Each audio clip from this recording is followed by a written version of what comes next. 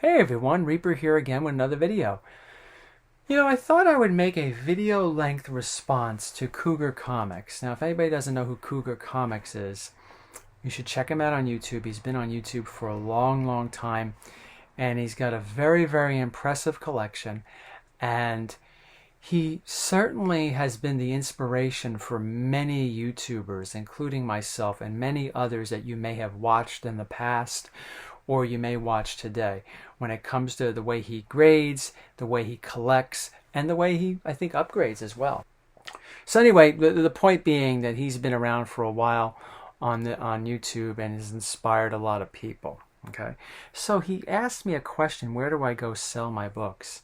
And this might be a helpful. I answered it, but it might be helpful for a lot of people that may watch this channel. And I don't have necessarily this gigantic following or anything like that, where I'm really helping the community. But I figure anyone that stumbles upon my video, who likes watching some of my videos, who may be interested in selling some books that they don't want for upgrades, or just selling their collection, I'll just tell you where I usually sell. Now, some of the people that I mentioned in this, no one asked me to mention them. This is not any sort of like promotion. I just tell you where I do it. It works for me. It may not work for you. Okay? But I'm just telling you what I do. Okay? So just take that for what it's worth. Okay. Well, sometimes I do sell on eBay. And honestly, I really don't like selling on eBay. I know a lot of people call eBay feebay, and it's absolutely right. I mean, the fees that are taken out of whatever it is that you make, can be a lot. Especially since that, whenever I try to sell something, I have a number in mind, and sometimes I will put a best offer. Okay? I don't know how much of financial wisdom that is to put a best offer, because you're sort of telling people that you won't accept the price that you have it set at, because you're offering best offer. But a lot of times, though, I'll set that up, and I try to give somewhat good prices without the best offer. But a lot of times people just flat out buy it. That's not uncommon. I can't simply tell you, like 9 times out of 10, whenever I do a best offer option on eBay, there's people are making offers. No, not really. I mean, I would say half the time people are just buying it at my price. And of course, there are other times where they're doing best offer and they get really weird when it comes to, oh, I gotta pay for shipping and all that stuff. This is not one of those videos where I complain about those sort of things.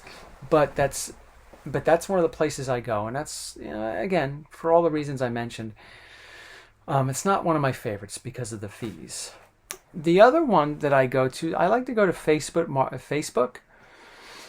I belong to several groups there, and aside from sometimes the snide remarks that sometimes people make, you got to deal with that. You got to have a thick skin. Bunch of people making remarks about, how come it's this much and all that stuff. You just got to learn to ignore them. But I've had a lot of success on Facebook. Sometimes things you got to keep relisting them because they don't move as fast, but occasionally they will move fast, and sometimes they'll move even after you relist it over and over again. Things that you think won't sell sometimes do sell. So there are various Facebook groups that you can join to sell. But above all, my favorites are, and again, no one's paid me to promote them. I like Elite Comics and Shortboxed.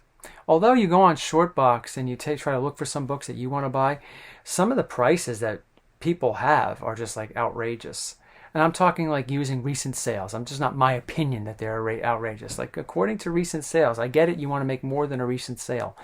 I understand that, but if something sold for $400 recently, I can understand you maybe want to try to get 5 or 6 out of it. But when you want $1,200, you could try to sell it for whatever it is you want. I get that, but not to this guy. Not to me.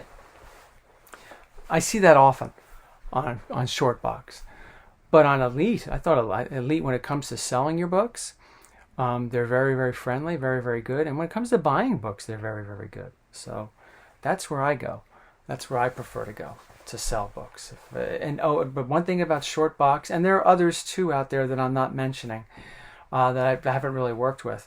But other than Short Box and Elite, there are many others, but those two was what I'm trying to say. They only deal in slabbed books.